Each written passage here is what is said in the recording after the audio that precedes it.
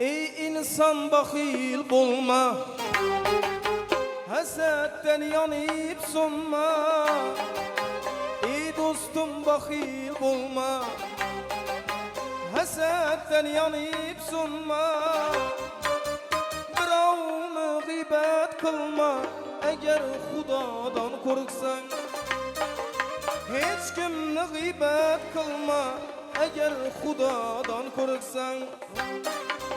Demegene daş atma, nahak günaha batma. Demegene daş atma, nahak günaha batma. Naçarlarını yıklatma, eğer Xudodan korksan. Ey günahını yıklatma, eğer Xudodan korksan.